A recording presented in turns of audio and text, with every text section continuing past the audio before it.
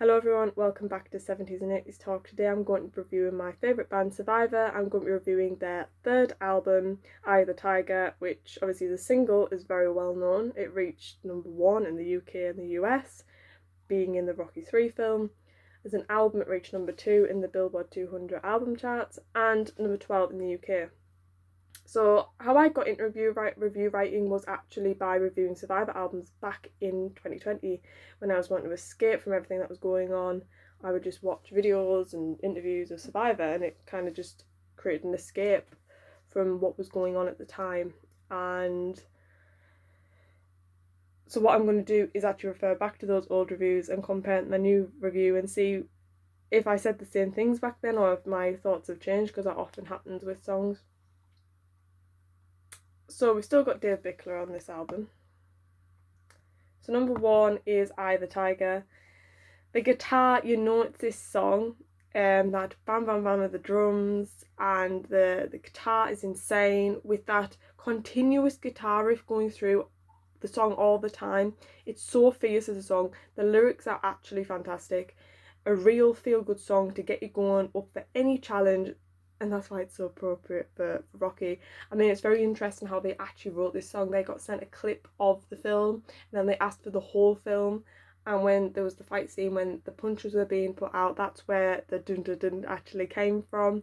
Very interesting story. It's all on YouTube if you want to watch those interviews. The iconic video of them all walking down that street is a very early memory of mine. The bass, Stephen Ellis is an absolute gem for bass playing. Those little touches of grit in Dave's vocals as well. Sound wise, it's spot on. It's very loud. It's great. I always think though back to when I watched an interview with Jim Pederick, and he's always like, "Why did I wear a white t-shirt when all of them were like in black?" And he just sort of stood out. And every time I watch that, I think of that interview. So I mean, going back to the 2020 review.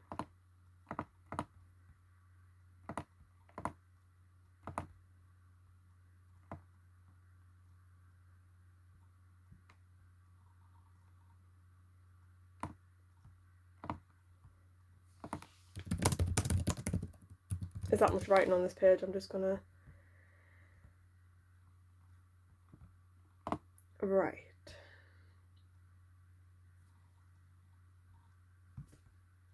Yeah, pretty much the same thing I'm writing there. I didn't write the review in as much detail as I do now. So the next song is Feels Like Love. I've listened to Jimmy Jameson's version, more than this version, Dave's version, to be honest. The Japan 1985 version, to be precise, which I actually do prefer. But I think this has more of a fun vibe to it when Dave's more springy vocals. I think it sounds quicker also. I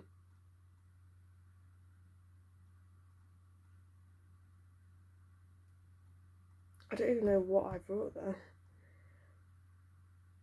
Yeah, I think sometimes the vocals are a bit too high in pitch for me. Straight from the chorus to the next verse, it's very fast. There's good lyrics. It does tell a story.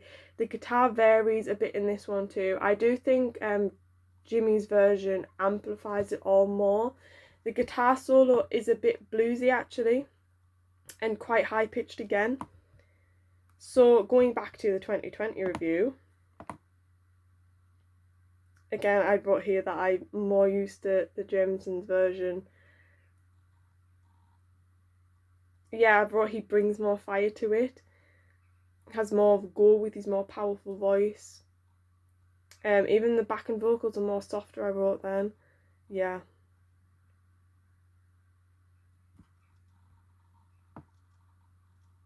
Yeah, there's like some ooze in there which I don't think's in the kind of more modern version what Jimmy does either. I think they were took out. Yeah, I think when you listen to that version, the 1982 version, it's like you can feel that it has so much more potential, and I think Jimmy brought that.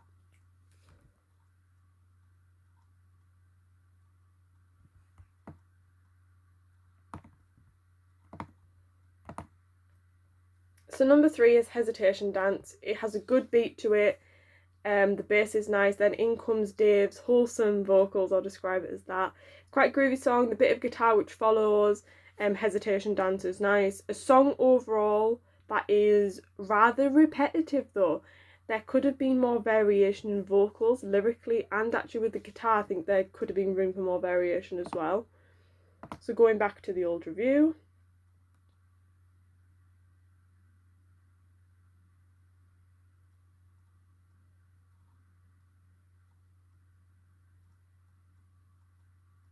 So I did actually write that there could have been room for backing vocals, and that would have added variation with vocals. It's not just the lead singer, it can be all the band as well, vocally as a whole. So the next song is the one that really matters. I know this song, like I can hear it in my head. I mean, I know all these songs, but you know what I mean. The guitar I love straight away. It's very fast paced. Dave's vocals I love on this one. I remember when I first listened to it back in 2020, and I just loved it straight away. The chorus is very catchy. The backing vocals from the other members work so well after Dave's vocals. The killer of a guitar solo from Frankie Sullivan in there as well. So if we go back to 2020,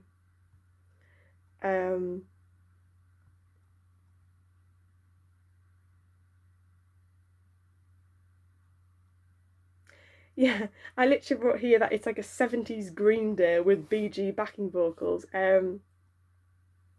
It's very catchy.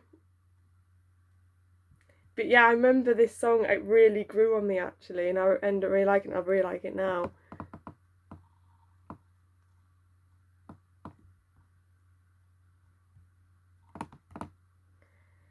So number 5, I'm Not That Man Anymore. Again, I know this more as a Jimmy Jameson version, especially from Japan 1985. This version is a much more quieter tone to it. There's a piece of guitars missing, which is included in the Japan version. So I'm listening to it and thinking, oh, the guitar's coming, but it doesn't because it's been added in. So that so what Frankie added to those live shows really made it a lot better. So Jimmy just provides a much more version again of this song, to be honest. When you compare the version to Jimmy's is a much more better version actually. The solo still kicks though. I think I'm talking about the guitar there. So what have I said back in 2020?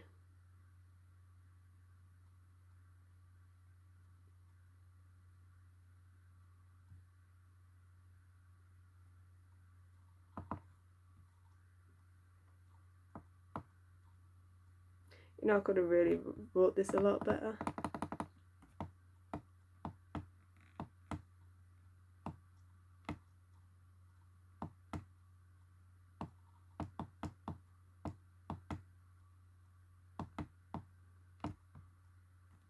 Can't even find it.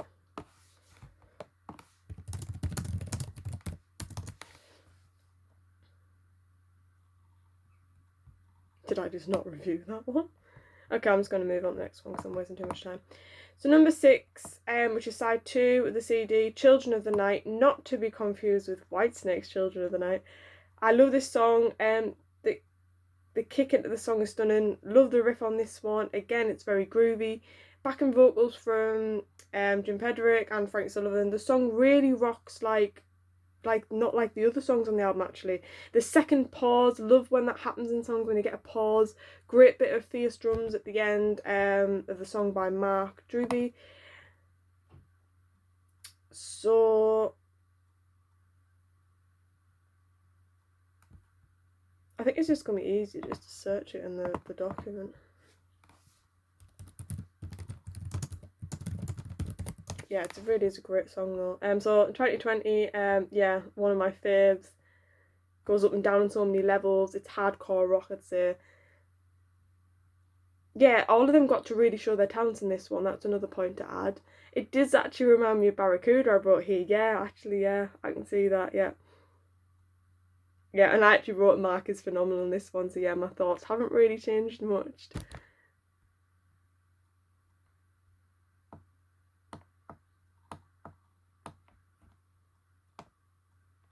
Right, so the next song is American Heartbeat. There's actually an album called this, and my dad has it, he's play it all the time in the car.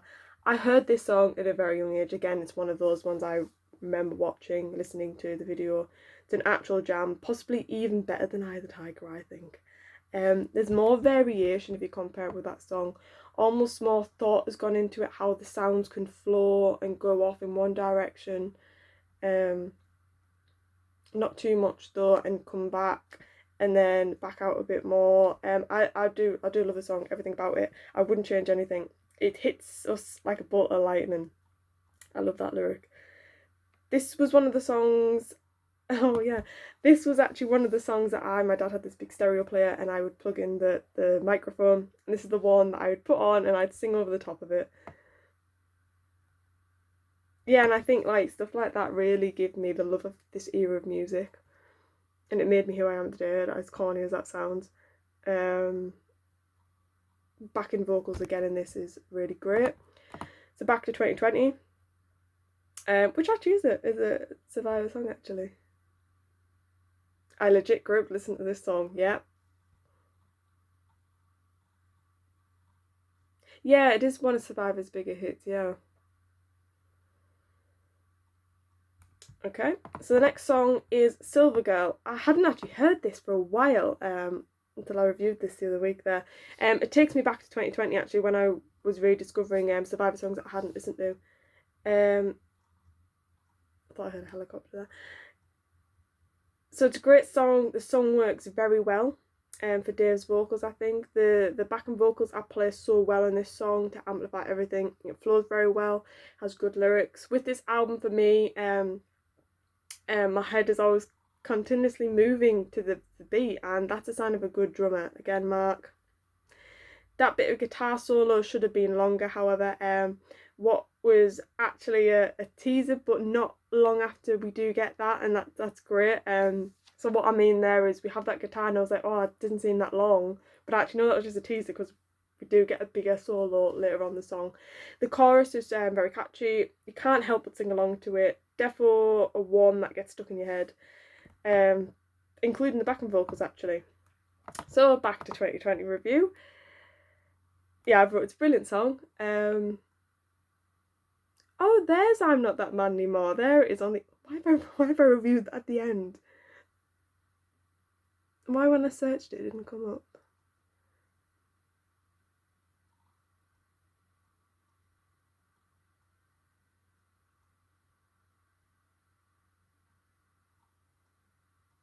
Yeah, guitar solo. Yeah, so I'm Not That Man Anymore. I actually wrote it's a work of art. That's what I wrote. Yeah.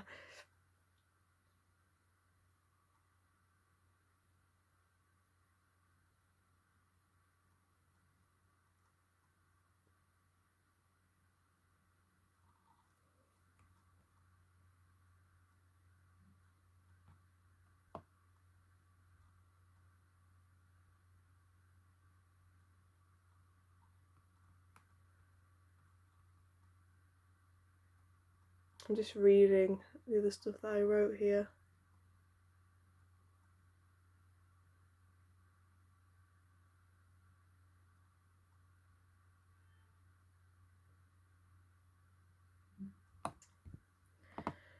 So back then I said that I'm Not That Man Anymore and Children Night were my favourite songs of the album, and I really like Silver Girl because at the time I didn't actually know Silver Girl, but obviously I know all these songs very well now.